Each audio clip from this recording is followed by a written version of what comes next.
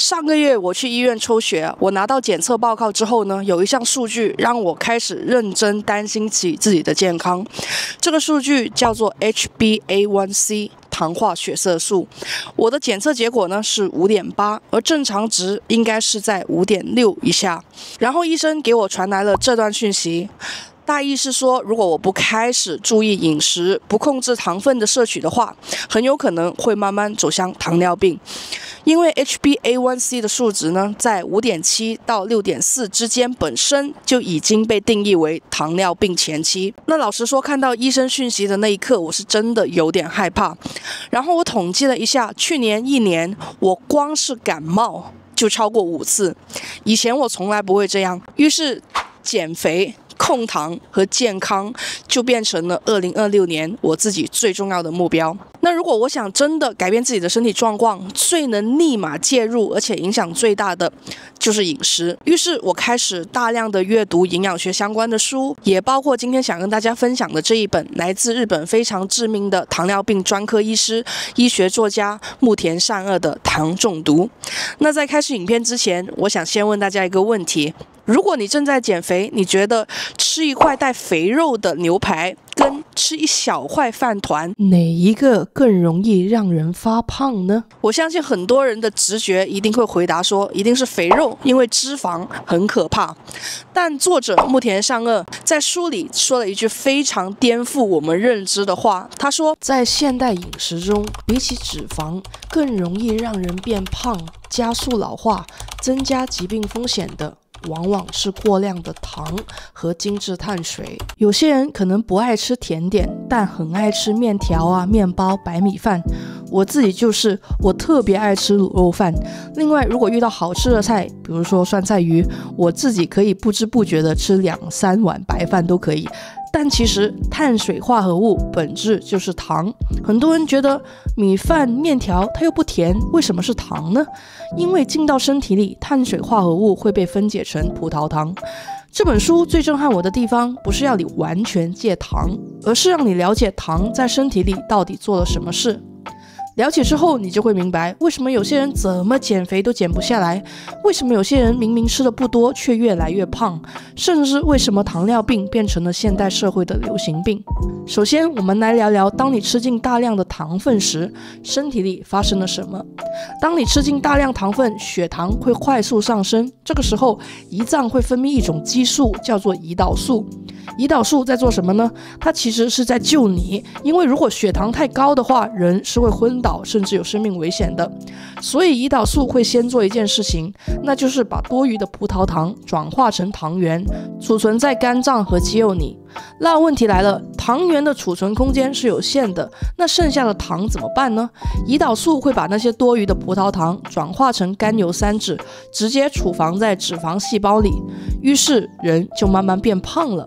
但問題是，胰島素也會累。如果你長期持續的攝入過量的糖分，胰臟會疲憊，胰島素的分泌就會開始出現問題。當血糖再也降不下來，那就是糖尿病。這也是為什麼大多數的糖尿病是第2型，它不是突然發生的，而是幾十年的飲食習慣積累的結果。糖尿病分為1型和2型，1型通常是年輕時發病，身體完全不分泌胰島素，必須每天注射胰島素維持生命。而大多數人得的是第2型糖尿病，這是由於攝入過多的糖分的生活習慣而引起的。那好消息是，如果在早期就控制糖分的攝入，並且加強運動，是可以控制住血糖的。糖真正可怕的地方，從來不只是讓你變胖，它還會產生一種東西，叫做 AGE 晚期糖化終產物。AGE 會加速皮膚老化，產生色斑和皺紋，還會讓血管變硬，加劇動脈的硬化，傷害腎臟，甚至會增加心肌梗死、中風還有失智症的風險。糖尿病最可怕的其實是併發症，書裡提到3大併發症：糖尿病腎病、糖尿病視網膜病變，還有糖尿病神經病變。那腎病嚴重的話呢，需要每周做3次的血液透析，每次5小時左右。而且接受血液透析的人，5年後的存活率只有60%左右。那视网膜病变嚴重會導致失明。那神經病變的話呢，可能會因為一小個傷口就引起壞死性的組織病變，最終導致截肢。這些聽起來都很嚇人，但其實都是可以避免的。那問題來了，到底要怎麼做才能避免走到糖尿病這一步呢？作者木田尚二給的答案其實一點都不極端，也不是斷食，也不是讓你每天餓肚子。他抓2個重點，第一個是減少糖分的攝取量，第二點是盡量讓血糖不要大起大落。真正的關鍵藏在你每天吃什麼以及你怎麼吃身上。那究竟吃哪些食物是比較安全的呢？作者說，首先是不含糖或者是含糖极低的食物，基本上都不會讓血糖大幅上升。比如說大多數的蔬菜，還有蘑菇、海藻，還有豆類、豆腐、肉類、魚類等等，這些食物對血糖的影響都非常小。而相反的，真正讓血糖飆升的是白米飯、麵包、麵條，還有各種含糖飲料。還有很多人會忽略的，那就是油炸食品外面的那層麵糊。那作者在書裡面就提到了4個飲食原則。第一個原則是不要單獨吃碳水。很多人減肥時會犯一個錯誤，那就是為了控制熱量只吃1份碳水。但從血糖的角度來看，這是最糟糕的做法。因為當你只吃碳水，身體幾乎不用花時間消化脂肪和蛋白質，葡萄糖會被非常快的吸收，血糖自然衝得又快又高。相反的，如果同時攝入一點脂肪和蛋白質，那整個消化過程会被拉長，血糖上升的速度就会慢慢被放慢。重點不是熱量高不高，而是血糖升得快不快。原則2是先吃蔬菜和蛋白質，而碳水放在最後吃。那這個原則呢很實用啊，同一套套餐怎麼吃，結果會完全不一樣。如果你先吃富含膳食纖維的蔬菜，再吃消化時間較長的蛋白質，最後才吃碳水的話，那葡萄糖的吸收速度就会明顯變慢。所以一個很簡單的習慣就是先吃菜，再吃肉，最後才吃飯、麵包或者是麵條。原則3，吃完之後活動一下。這個重點就是吃完不要立刻坐着不動，在攝入糖分大約15分鐘之後，血糖就會開始上升。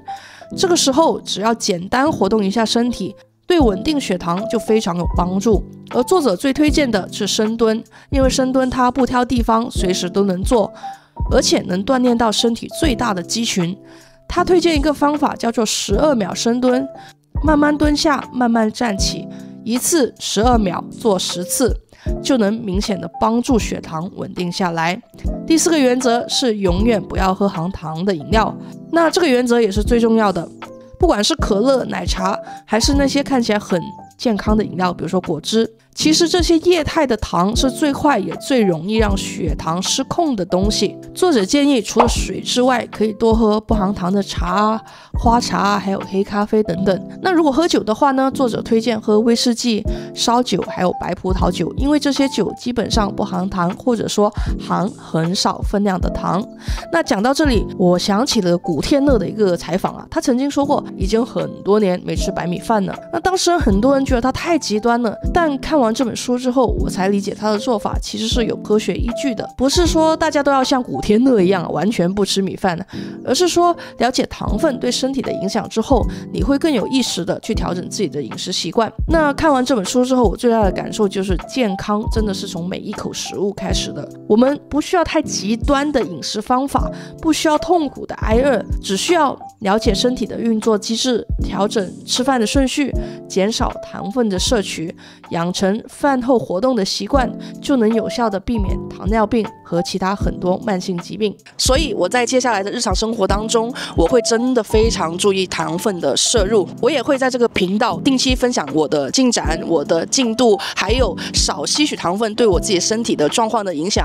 並且今年我也希望在我的頻道多發一些實驗性的、體驗性的影片，比如說多少天不吃糖，我的身體狀況是不是真的變好？我的體重的情況，我覺得這些體驗、這些感受、這些身體的變化，還有我通過這些體驗，我自己得到的感悟，是 AI 無法提供的人的第一手真實的感知和經驗。那如果你想看到更多第一手的真實的體驗的經驗和分享，還有實驗性的內容，可以訂閱我的頻道和點讚這個影片。我是 Brilliant 布萊登，我們下期再見了，拜拜。